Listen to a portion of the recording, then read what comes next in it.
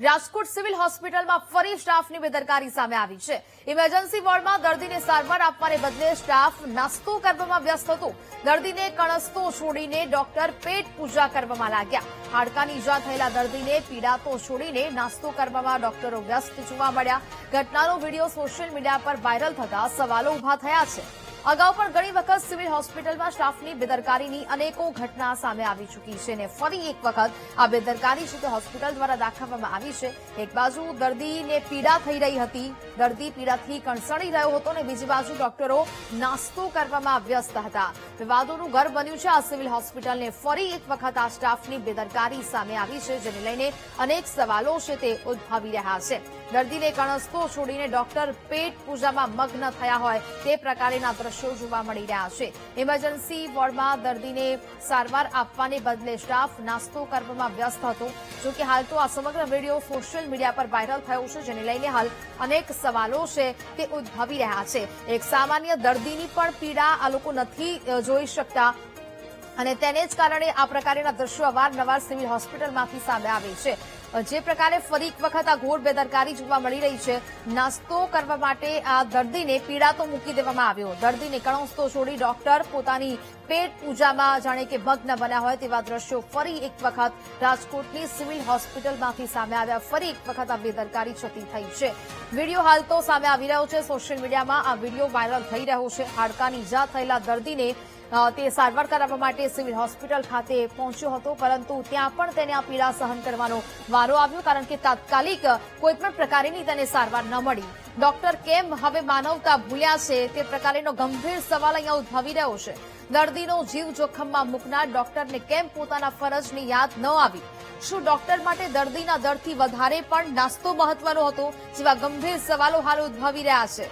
દર્દીના જીવ અને પીડા કરતા નાસ્તાને આખરે કેમ વધારે મહત્વ આપવામાં આવ્યું? ગંભીર બેદરકારી દાખવનાર ડોક્ટર સામે ક્યારે પગલાં લેવાશે? કારણ કે ફરી એક વખત આ સિવિલ હોસ્પિટલ વિવાદોનું ઘર બન્યું છે।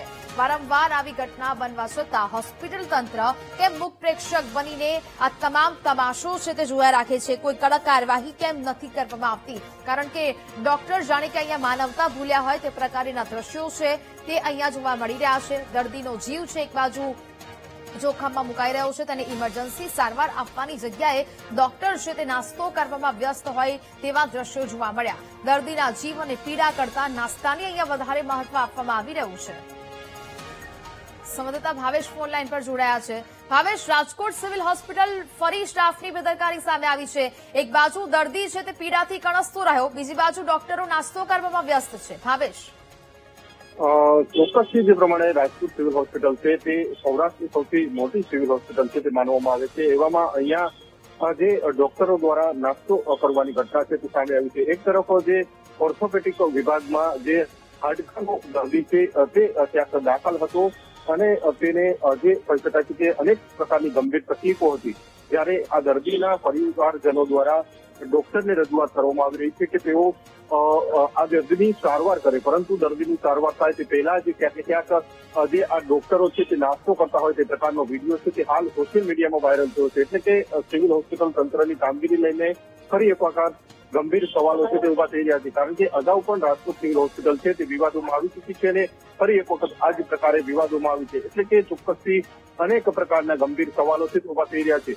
જે પ્રમાણે વિડીયોમાં સ્પષ્ટપણે જોઈ શકાય છે કે એક દર્દીનો પરિજન છે તે રજૂઆત કરી રહ્યો છે। જ્યારે આ દર્દીનો પરિજન રજૂઆત કરતો હોય છે તે સમયે ડોક્ટર છે નાસ્તો કરતા હોય તે પણ વિડીયોમાં સ્પષ્ટપણે જોઈ શકાય છે। એટલે કે જે તબીબો છે અહીંયા દર્દીની સારવાર કરવાની હોય છે અને એની જગ્યાએ આ પ્રકારે નાસ્તો કરતા હોય છે અને તેને જ લઈને ક્યાંક ને ક્યાંક આ પ્રકારનો વિડીયો છે તે હાલ તો સોશિયલ મીડિયામાં વાયરલ થઈ રહ્યો છે અને સોશિયલ મીડિયામાં જે વિડીયો વાયરલ થયો છે અને તેને જ લઈને ક્યાંક ને ક્યાંક જે કહી શકાય છે કે સિવિલ હોસ્પિટલ તંત્રની કામગીરીને લઈને પણ ગંભીર સવાલો છે તે હાલ તો ઉભા થઈ રહ્યા છે। જી બિલકુલ ભાવેશ, જાણકારી બદલ આભાર।